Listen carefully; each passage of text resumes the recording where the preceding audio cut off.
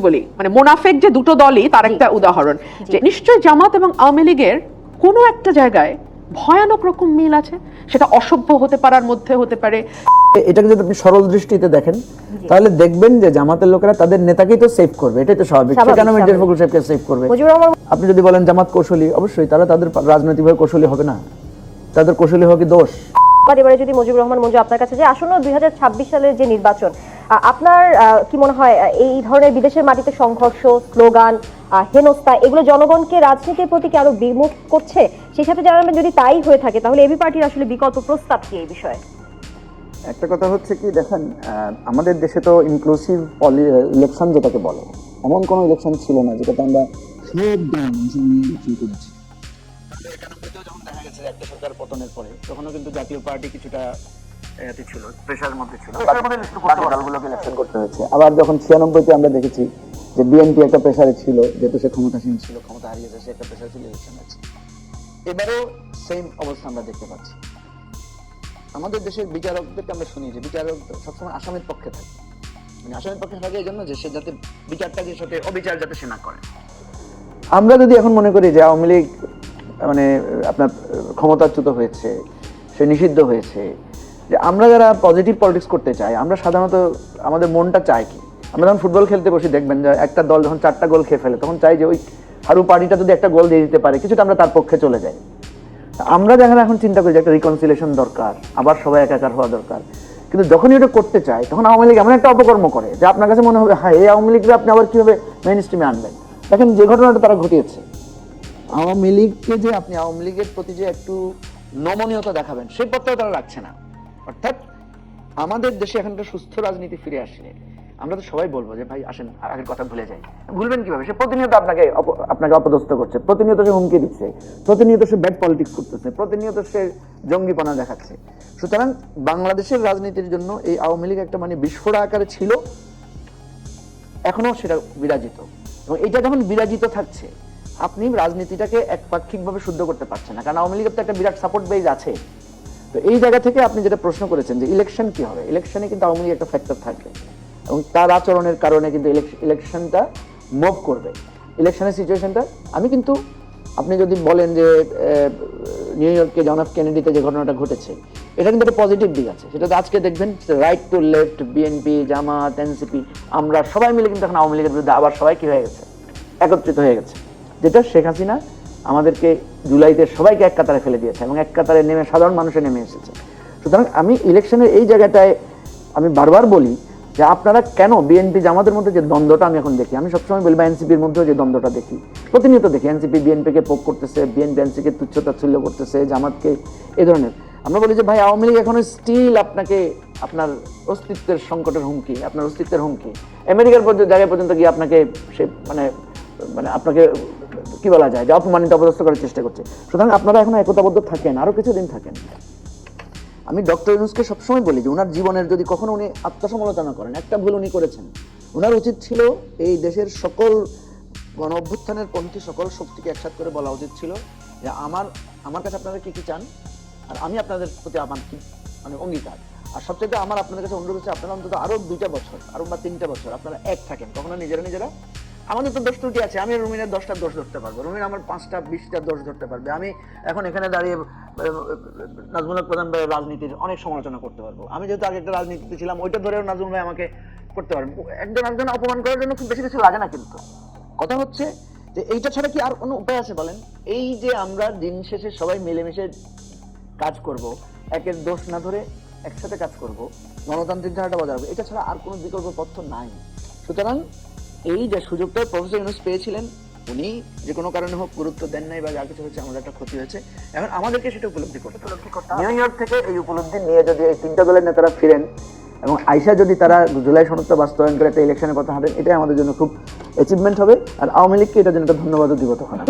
মুজিবুর রহমান মঞ্জু আপনাকে ধন্যবাদ। এবারে আবারও আসতে চাই ব্যারিস্টার রুমিন ফারহান আপনার কাছে। আমরা কিছুক্ষণ আগে আমি আর আপনি কথা বলছিলাম জামাতের নেতাকে যে কৌশলে সেভ করার বিষয়টি, ওই বিষয়টি বা ওই প্রসঙ্গই যদি আমি আবারও আপনার কাছে আনি যে মির্জা ফখরুল আত্মাদের হেনস্থার শিকার হতে দেখেও যে জামাতের নেতাকর্মীরা দাঁড়াননি কিংবা আওয়ামী লীগ নেতাকর্মীদেরকে নির্বৃত্ত করার চেষ্টা করেননি, এই নির্বিকার থাকার যে বিষয়টি, এর পেছনে কি আপনি কোনো ষড়যন্ত্রের গন্ধ পাচ্ছেন কিনা, এই বিষয়টিকে আপনি কিভাবে দেখছেন? আরো কিছু দোয়া পাবেন এবারে। না না, আমি আপনার এই প্রশ্নে যাওয়ার আগে আপনাকে আমি একটু পাল্টা প্রশ্ন করি, কারণ আমি নিচে কমেন্টগুলো দেখছি শোয়ের, সেখানে অনেকেই প্রশ্ন করছেন যে রুমিন ফারহানা কেন বলছে না যে জামাত মির্জা ফখরুল ইসলাম আলমগীর এবং আক্তারকে প্রোটেকশন দেওয়ার চেষ্টা করেছে। সো আপনি যে আমাকে প্রশ্নটা করলেন যে জামাত নির্বিকার ছিল, এই ব্যাপারে আমি তো ওয়াশিংটনে ছিলাম না, এটা আমি আপনাদের গণমাধ্যমে বরাত দিয়ে বললাম তারা করেনি। আপনি কতটুকু শিওর যে জামাত সেখানে নির্বিকার ছিল? কারণ তাদের নেতাকর্মীরাই তাকে পিছন দিয়ে গাড়ি বহরে করে মানে কৌশলে সেভ করে নিয়ে গেছে, এটা জনসম্মুখে এসেছে। এই জন্যই বিষয়টি নিয়ে আসলে গণমাধ্যম নিশ্চিত।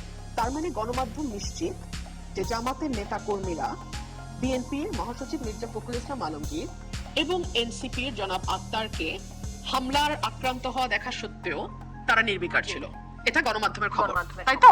কারণ ওনারা এখনই কুৎসিত ভাষা শুরু করবে, তো সেজন্য আমি আপনার কাছ থেকে আবারও শিওর হচ্ছি এটা গণমাধ্যমের খবর, তাই না?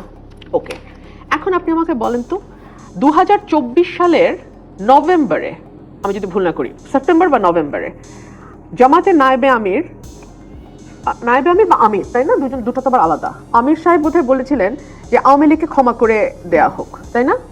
এবং তিনি ভারতের সাথে একটা সুসম্পর্ক গড়ার কথা বলেছিলেন, তাই না?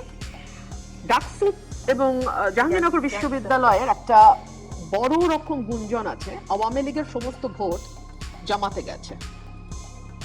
সুতরাং আপনি যদি এই সকল অঙ্ক মেলান, আমিরের বক্তব্য আওয়ামী লীগকে ক্ষমা করা হোক যখন আমাদের ক্ষত একেবারে দগদগে সেই সময়, দুই হলো ডাকসু এবং জাকসুর ভোট নির্বাচন, তারপরে আপনি দেখেন গত 15 বছর কি সুন্দর আওয়ামী লীগের ভেতরে জামাত মিশে থাকা, তাই না?